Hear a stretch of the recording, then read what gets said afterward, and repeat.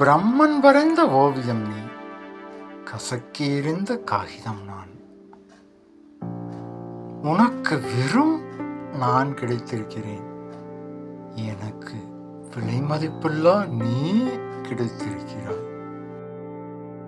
நான் எழுதும் கவிதைகளின் உயிர் நீ, அதன் வார்த்தை சக்கை நான்.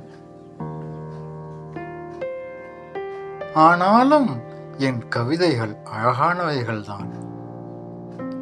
என் கவிதைகளை விடவும் அழகானவை உன் கண்கள். உன் கண்களை விடவும் அழகானது உன் புன்னகை. உன் புன்னகையை விடவும் அழகானது உன் அழகு.